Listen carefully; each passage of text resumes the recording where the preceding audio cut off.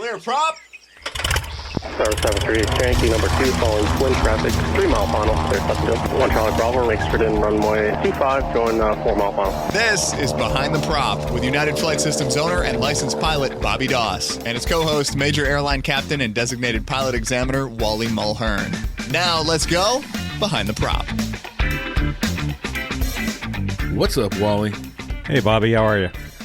I am fantastic as always. This week we have a guest on the show, a partner of mine at the highest of levels in the organization. We have Nick Wegner from Flight Schedule Pro. Welcome to the show, Nick. Thanks, Bobby. Excited to be here. So I believe this is Nick's first podcast ever. We've done a little bit of prep. We've done a little bit of storytelling to prepare for this. But if you don't know, Flight Schedule Pro and LogTen, for that matter, are both two big companies that Nick is the CEO and co-founder of. Flight Schedule Pro literally runs my business at the flight school that I work at. You, if you're a flight training student, probably have used Flight Schedule Pro, whether it's white label or not. You don't know you're using it behind the scenes. Flight Schedule Pro has some big numbers. Nick will talk about those statistics. But Nick, all of us train and fly, and we know we need to book planes. There's got to be a good story about how you came up with Flight Schedule Pro and were the co-founder. So walk us through a little bit of your history as a pilot and how on earth did you build Flight Schedule Pro? Yeah, no, this is it's a fun topic, right? And honestly, it's like many stories, it's me being selfish, trying to solve one of my own problems, right? That's how it all came to be. But really, the short story is my co-founder and business partner, Jason Barnes. We went to school together at the University of Kansas.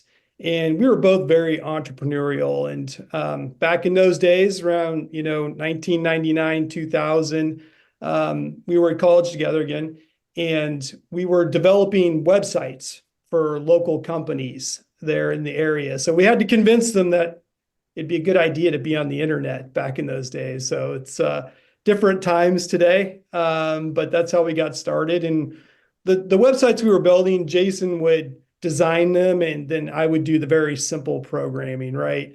I was not a trained developer engineer, so we kind of learned all this on the fly, took some intro classes while we were at school. But we really got to a point where, we weren't professional salesmen. So we didn't like chasing the next job, right? And we kind of got the idea that, well, it'd be cool if we could run a subscription company, right? And charge subscriptions. And just so happens at the same time, I had a passion for aviation, right? And I was getting my private pilot certificate.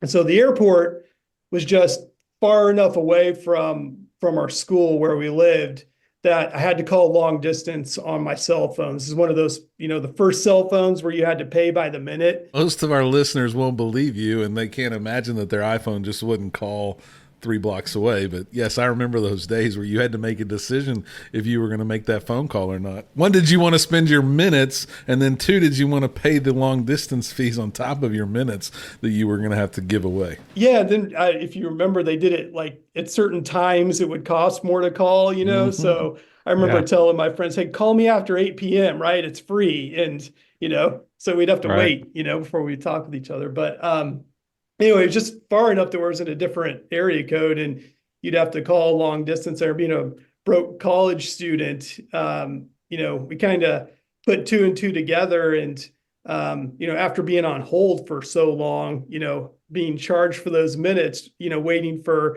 an instructor to get their shot at the schedule. Back in those days, most of the schedules are kept on these big books, right? And there'd be a pile of eraser on the floor there, or people erasing on the books and putting new names in there.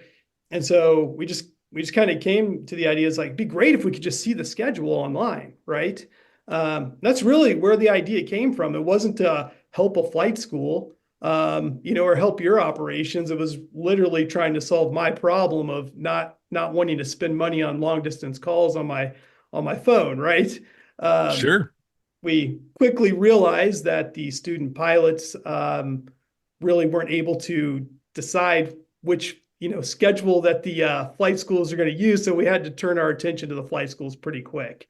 And that's really how it came to be. Do you remember, I'm sure you do, what the date was when you first had the first school sign up? It was 2000. And we're located in the Kansas City area. And this is funny. Actually, the first time we tried to sell Flight Schedule Pro, there was a airport. It ironically wasn't at the one that I flew at, but it was a different flight school.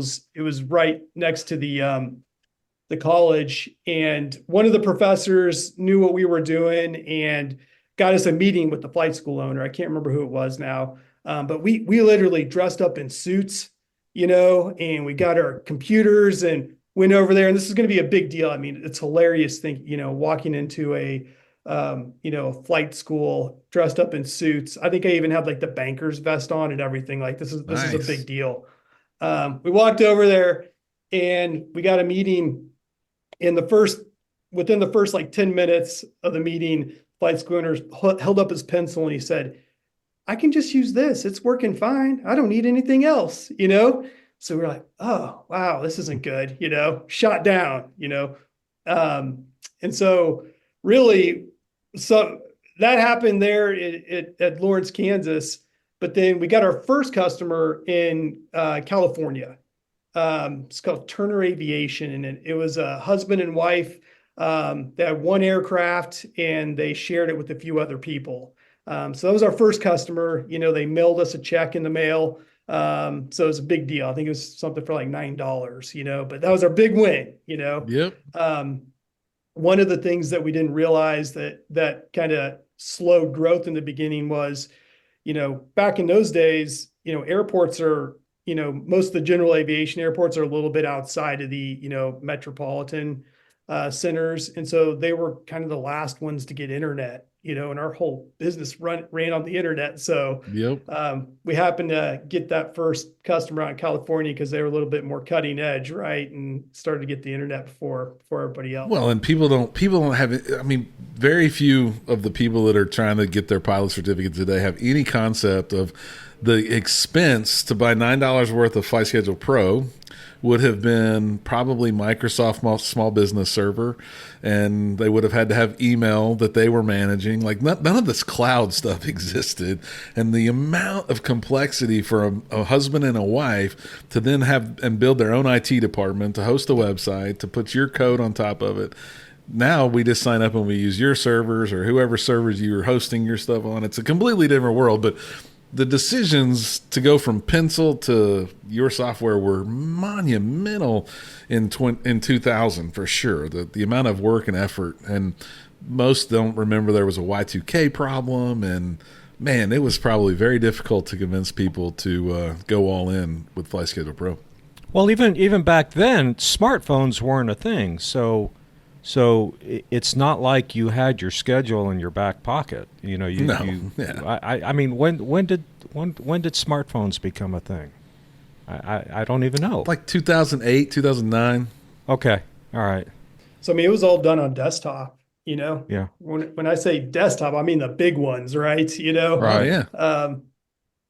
So yeah, we definitely had challenges over the years. We had Y2K and 9/11 happened, the financial crisis, and the .com crash. All those fun things happened there, and so we just, we're persistent. I mean, that's really the, people ask us like, "Hey, how did you do it?" A lot of people think we're an overnight success, right? No, I'm that's like, what yeah, everyone thinks. Yeah. Yeah, it took 25 years to become an overnight success, right? Yes. But it's just grit, hanging in there, and it really. I think Steve Jobs said you got to really be passionate about what you do, especially as an entrepreneur, right? Because you're going to hit all those challenges, and you got to have something to help drive you through those. And really, I think that's how we made it. At the end of the day, we've just been passionate about aviation, and all the people that make it happen, and so that help us get us through, all the tough times and get us to where we're at today. It's still very challenging, but they're different challenges now. For sure. And I asked you to look up when we became a customer because I knew we were a customer of your business before I owned the flight school, and you told me it was 2014. So we've been a 10-year customer. Bob obviously made the decision before I was around. I remember as a flight school student, I started training here in 2015. Flight Schedule Pro was all that I knew from a standpoint of how I booked my time and scheduled with the flight school. So I never, as not ever flying before that, I never knew anything different than Flight Schedule Pro. And it's always kind of been easy, but that's been 10 years of hard work as well, right? And where you've come from and where you've helped build that tool, now I understand you've got some outside money and investments, and you're trying to go a little faster and quicker than maybe you could have done it at your own pace. To describe what the introduction of the acquisition of LogTen and what the vision is and kind of what the up and coming things are that maybe you want to share about what's the future of Flight Schedule Pro. Yeah, no, happy to do it. So really, when we started and grew the business, we ran it very conservatively, right? We grew and it was steady, and we really had the mindset, and Jason was very good with our finances throughout all the years. And he made sure that, we could take some risks, but if they didn't pan out, that we'd still be able to keep going, right, and do it. So we didn't want to do anything too big to where if we failed that we couldn't keep serving the customers and growing. So really we weren't, we didn't want to take on a lot of risk throughout the first, 10, 15 years of Flight Schedule Pro. And so we just had steady growth there, and we reinvested a lot of the revenue that we had back into the product. And that's how we kept driving it forward.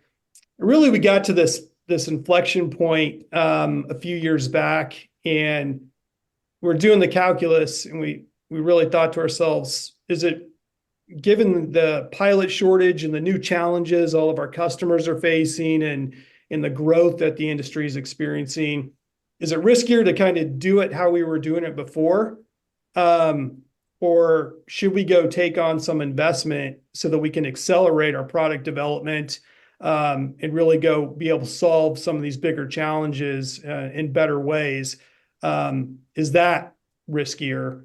And so when we did the math, we really both came to the conclusion that it would be smarter for us and the business, if we were to take on investment so that we can move faster and really be able to solve the challenges that, you're facing today, Bobby, at your flight school and a lot of the other ones with this unprecedented demand, right, for flight training.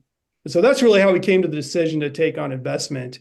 And part of the advantage of that is we were able to acquire a company called Corodyne Aviation, and they're the company that created LogTen logbook. So that product on its own has over 100,000 users, and it's absolutely amazing. It's really popular within the professional circles, and it really helps pilots keep track of their logbooks. And as they go and get to interviews and need to report out of it, it does a really good job there. So one of the things you'll see, Bobby, and things we're really trying to focus on here is how do we make the experience better for the pilots, the student pilots, right? How do we help them, which ends up helping you and the flight school operator? So it's pretty exciting. We've been able to do things we weren't able to do before because of this investment and partnership that we entered into. Awesome. Yeah, we've seen that, and we've seen the massive growth of LogTen. I think we've lost 3 instructors. I say lost because we wanted to keep them, but they're going to go to the airlines, and I think all 3 of them have gone to SkyWest and SkyWest's cadet program, and they have to present their logbooks in a LogTen format to SkyWest. I'm sure they're doing something to check all that data, but definitely very popular logbook, and does give you a unique perspective to start touching that student instead of just the operator of a flight school. So makes perfect sense. Yeah, we did. I think we just announced this not too long ago, but LogTen has partnered with SkyWest Pilot Pathway Program. So we're able to take some of the reporting work away from the students and from SkyWest, right? And so as the hours go in the student's logbook, that can automatically be reported out to SkyWest so they can monitor where all their cadets are. And that way the student doesn't have to do it. SkyWest doesn't have to request it, right? And it's just automated and it's real time. That's the interesting thing with the logbook. As soon as you give somebody a report, it's most likely outdated, 2 days later, right. It's not current. Yep. So we're helping solve some of those challenges, which I think really benefits the students. Well, on rainy days around here, I also see a lot of CFIs sitting in front of either a screen or in front of a logbook catching up. And I always ask them, how far behind are you? Because it's kind of like expenses for me as a business person. I hate those more than anything else. And logbooks fall behind. And I've had, I think it was actually Wally's daughter one time that was well past 35 days. And I'm like, golly, that's going to take forever. Just pound it out. I always tell new flight instructors on here, don't let it get past 3 days, because it'll be such a mountain to climb that you're not going to ever want to go sit down and fix your logbook. So the digital way is the way to go for sure. Yeah. Speaking about LogTen real quick, and then we can go circle back. But one of the amazing thing that's going to be coming out here pretty quick is we're integrating Flight Schedule Pro with LogTen, so that all the flights that are done and logged in Flight Schedule Pro as part of the training activity will be automatically logged for the flight instructor and the student. So hopefully you won't get behind. Right. That's our goal, is to take all that work away from everybody. That's nice. That's huge. Awesome.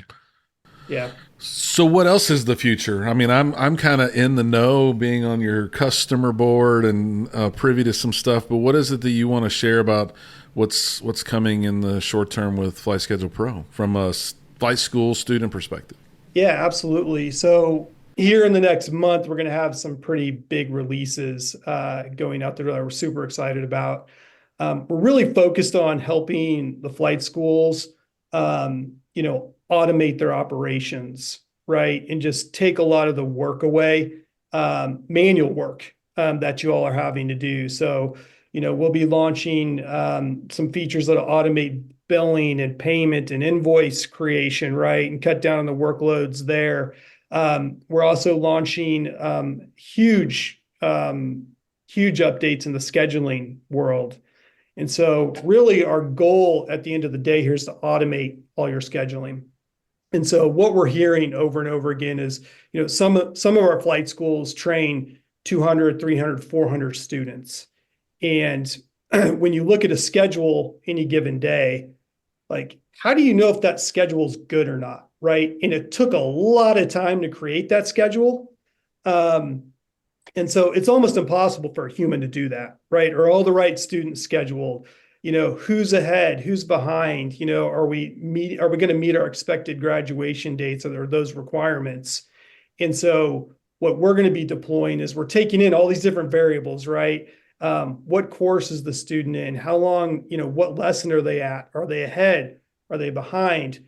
What lesson do they need to fly next, right? What are the weather requirements? What are the day-night requirements? What's the student's availability? What's the instructor's availability? What's the aircraft's maintenance status? So we're taking all this data and we're feeding it into these algorithms and basically allowing you as the flight school operator to build and prioritize your schedule in an automated fashion with this new technology. So, for instance, if you look at the weather, you say, the clouds are going to be low, right? Let's prioritize instrument students or commercial students or whatever that day, so we can keep the planes flying. Then you can literally do a couple of clicks, push a button, and it will go schedule, hundreds of reservations on your schedule for you, taking all that work out. And so our goal, for this first iteration is really be able to create 80% of the schedule for you and then allow you to prioritize kind of the last 10 or 20%. Because some of our customers, they've got 3 or 4 people just consistently sitting there building their schedules, right? And we should be able to cut down on the amount of work it takes, but also be able to do it really intelligently so that the right people are scheduled in the right aircraft, with the right priority. And the whole goal of this, right, is to make sure that you're advancing your students as efficiently as possible, which is a win for you, but it's also a win for the students, at the end of the day.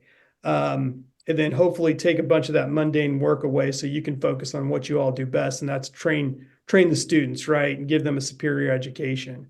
So those are the features that we're going to be releasing. And, I think we were talking earlier a couple of days ago, and there are some AI components to it, but I don't think we're ready to call it 100% AI. There's definitely some very sophisticated mathematics and algorithms that power it. But yeah, we do have some AI things coming down the road, but they're not quite ready yet. Yeah, and I think from a listener's perspective, the students that are training at schools that use Flight Schedule Pro, or maybe something else that needs to migrate to Flight Schedule Pro, they don't understand. One, I don't think they understand that we've made an investment as a small business to be all in on Flight Schedule Pro, which does benefit the flight school, but they don't know how much it's benefiting the student. That expense has got to be spread out somewhere, so that's in the rate. But they don't understand how far we've come, right? So a little history lesson on where UFS has been and where we're going to be. The scheduling component's always been Flight Schedule Pro since 2014. When I bought the flight school, Bob had built something that he thought was the greatest thing ever, and it really was great, but it was in a program called FileMaker Pro, similar to Microsoft Access, and it kind of ran the billing aspects of what Bob did. And so he didn't have the billing component. I don't know that the billing modules or the hubs were really what they were when Bob built that program, but he had all his maintenance was done in this FileMaker Pro application, and his billing was done in this FileMaker Pro application. And Bob didn't have a twin-engine aircraft. So when he wrote all that, he wrote it with one engine in mind. And then I bought a twin-engine aircraft. And my history is a little tech. And so I start getting into the code of this FileMaker Pro thing, and the level of effort to add a second engine to invoicing and a second tachometer and all that, I was like, there's no way I'm going to be a software developer. I just got out of the software business, and that's when we chose to go all in with Flight Schedule Pro. And I think our big switch over was January 1st, 2020, where we retired the FileMaker Pro application and went all in and bought all the hubs and did everything we could do. And we've really, I think, grown together from that standpoint. Now everything's done in Flight Schedule Pro from a standpoint of the student management, the training management, the billing management. Students can see transactions. They can put money on their account now. You guys have advanced and gone and included e-checks from a bank perspective. We have the ability. From a business standpoint, the transactions are fairly economical, although I don't think anyone knows how expensive credit cards are until they are at an executive level in a small business. But all maintenance is done. Our work order systems in our Flight Schedule Pro application. We just made another 6-year commitment to Flight Schedule Pro in the last 4 months, and have bought into the suite mindset, which means I think that means from your perspective and my perspective, we get everything that's included, unless they're add-on licenses of sort. But the suite, the system really does run our company, integrates with QuickBooks, and I keep knocking on your team's door to add features that I want added, but we'll take that offline, Nick, and I'll try and twist your arm to put some of my feature requests a little higher up in the bucket. But at the end of the day, the student pilot doesn't understand the level of effort that goes into creating and even using your software, right? So just the rule of whether or not the student can manage something, the flexibility that you've created for reporting, and then my control of letting some people see those reports and others not see those reports. I think if the student pilot could really see under the covers of how much more benefit they're getting from a school that does use Flight Schedule Pro versus someone who might use something as rudimentary as a book or Google Calendar, there's no comparison. And that little bit of an expense, even passed through to the student, is so valuable to the outcome of their progress. And one thing you didn't talk about, but it's progress profiles and training. You allude to it and how the scheduling will drive it. But the introduction of progress profiles probably 2 years ago was something that took configuration from the flight school side, but now is the foundation of where you're going to build the schedule. And if a student has a goal, summertime's always weird for me because this student, we'll call him Jane, comes in and says, hey, I got to go to college August the 15th and I need to get done. Well, would have been nice to know that like 6 months ago, but okay, how do we build a plan? And your new scheduling automation, almost AI, is going to be able to build a plan for her to be successful with some risk built in for weather and maintenance and all that other stuff, to where we can kind of tell her whether she's going to make it or not make it. And that's really powerful from a flight school perspective and a student, because we've made the decision with parents and a student already this summer to just stop training. It doesn't make sense. And while that does cost me some revenue, it's the right thing for the student, and it's going to make them a raving fan of what we're doing. And she'll come back one day. It won't be the end of her time. It's just the end of her time this summer with United Flight Systems. So I think the tools are really, really powerful, and I don't think the student ever really realizes just how powerful the fact that the 50 hours are being counted for them, or the 100 hours is being counted for me, or they can squawk something and everyone in the business sees it, right? It's a really good tool, and is tailored just for my business and hopefully for the student's experience, for sure. Yeah, no, first of all, thank you, Bobby, for being a customer for that long. The only way we become better is if we get to have conversations with people like you. We're not in the business of sitting in our black box and dreaming up things, right? And then hoping they solve the problems. Like, we have to have the conversations with you and the others like you so that we can help really solve these and make sure we're investing in the right areas. I mean, you're right on. Some of the big advances you'll be seeing here, and I didn't talk about, I should have, thanks for reminding me, is in the student tracking piece, right? The accelerated training tracking that we're going to be introducing. And so one of the common pieces of feedback we get is, where is everybody, and who's on track and who's off track. And what's really complicated about the answer to that, it's, well, who are you talking about, right? And you've got some students, to your point, that, maybe they can only fly during the summer, or they can only commit to a couple times, to fly a couple times a week, right? Well, their expected graduation date's going to be quite a bit further out, than somebody who can come in and go, fly every day or 2 times a day. And so this new technology that we're releasing will allow you to do that, right? It's basically define different groups and cohorts of students, set different expectations for those students. And again, when you go to schedule them, maybe you need to prioritize those students differently, or those different cohorts, at different times. And so our technology is going to allow you to do that. So we're really excited about that, not only for what it'll do for you, but also the student, right?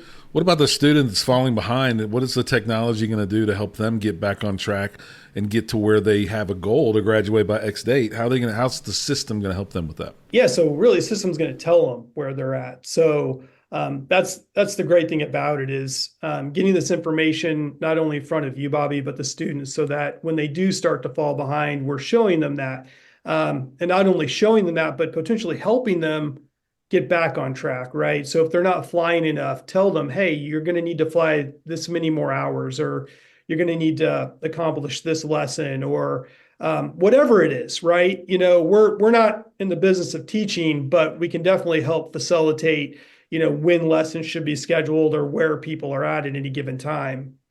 So that's really the goal. Again, I think helping the students really helps you at the end of the day. So that's our goal with our, accelerated training and programs, tracking that we're going to be releasing here. Big updates to those.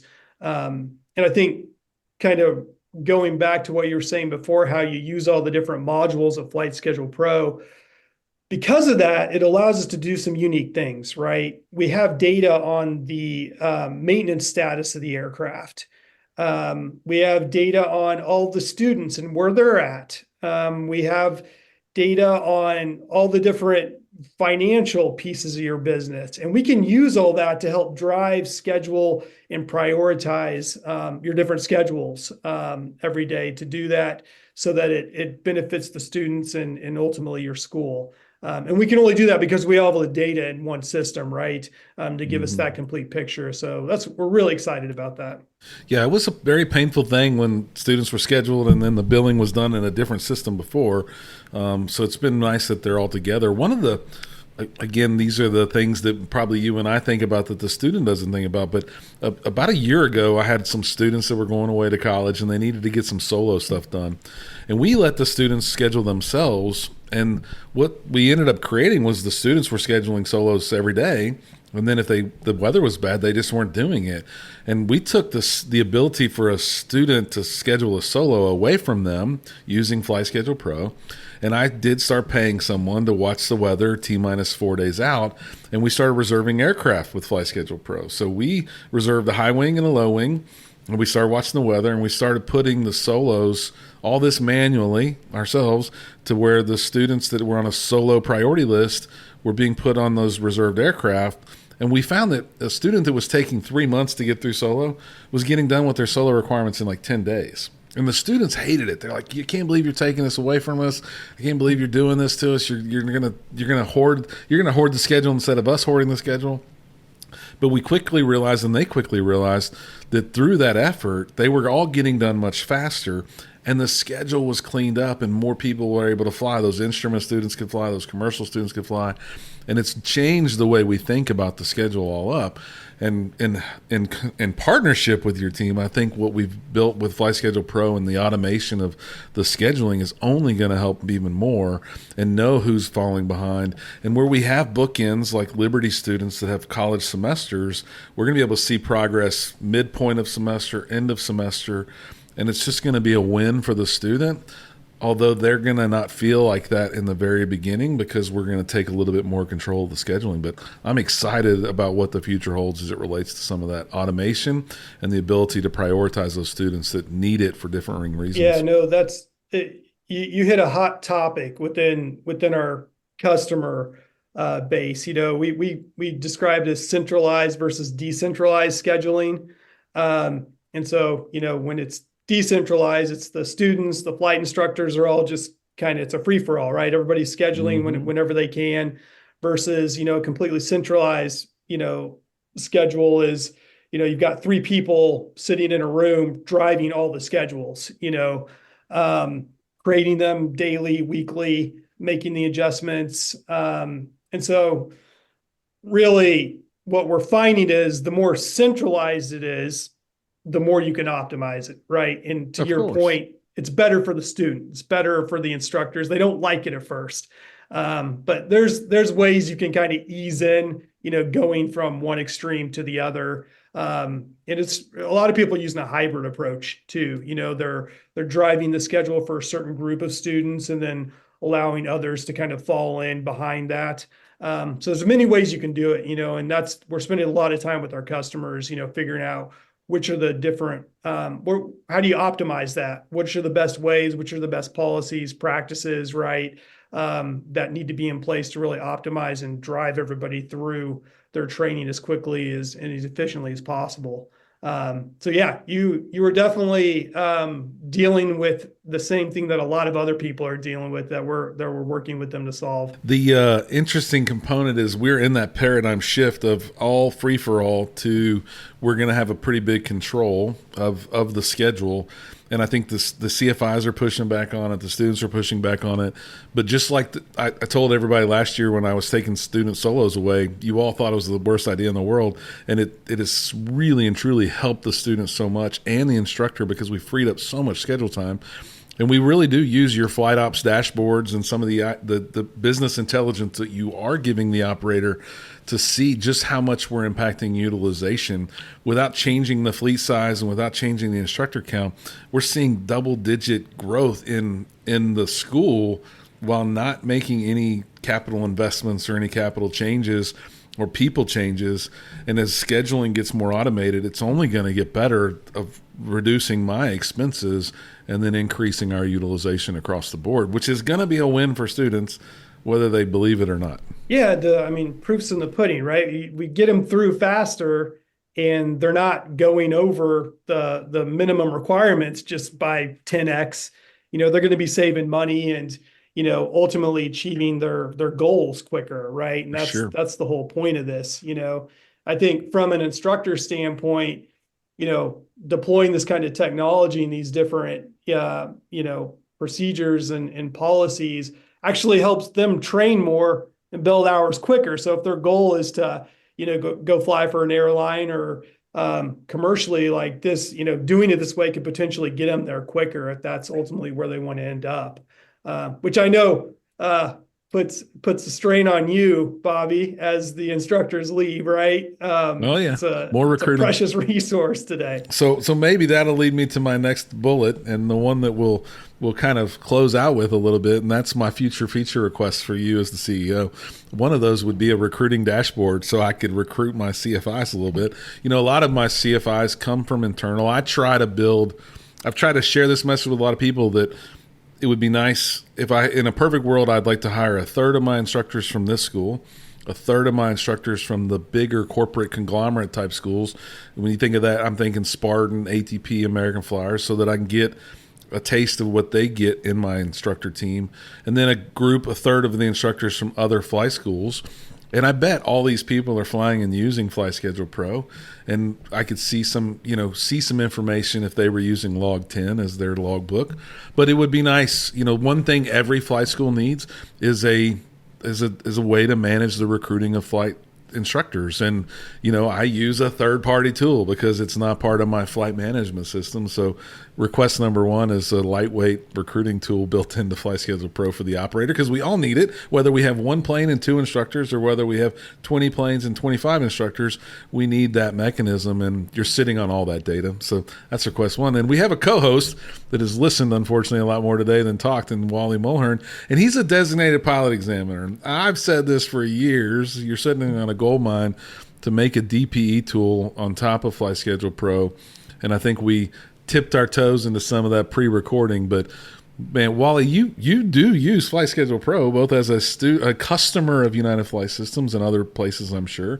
But how do you use it as a DP? Do you see stuff in the system? Oh, yeah, I do, and it depends on what access a given flight school will allow me to have. And when I can look at the schedule, I might have a check ride with a student tomorrow, and or down the road, say 5 days down the road, and I've got their information, but they failed to tell me what the airplane type was.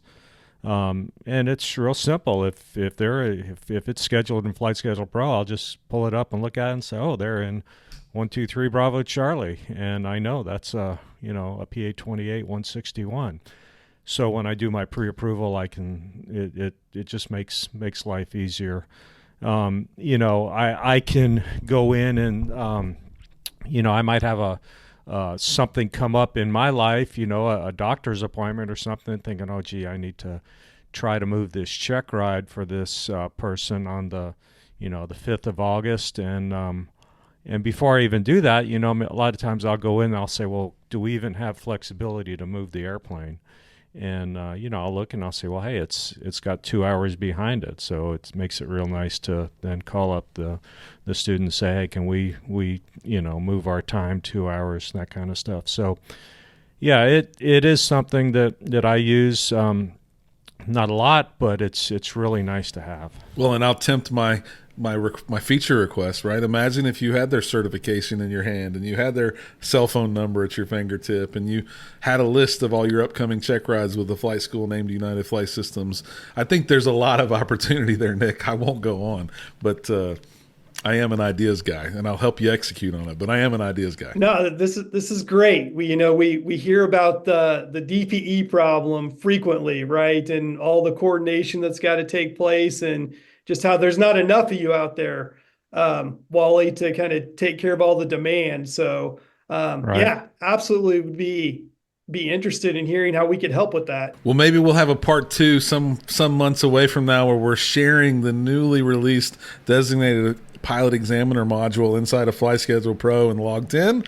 I think we started tracking milestone photos, Nick. I think it's just a custom document, but if other fly schools have questions on how I use FlySchedule Pro, again, I've created every trick in the trade that I can inside of FlySchedule Pro. Every student now can go see every milestone photo that they've ever taken, from their solo to their CFI initial check ride photo, because it's a custom doc in FlySchedule Pro. If others have ideas and they want to share them with me, obviously you can send an email to bobby@unitedflight.com. If you think my DPE idea is a really good one, you can send an email to Bobby at Behind the Prop, and I'll forward it to Nick, and we'll get his team developing on that right away. Nick, I appreciate you joining the show. I think the listeners will enjoy and appreciate what Flight Schedule Pro and LogTen are doing for the aviation community.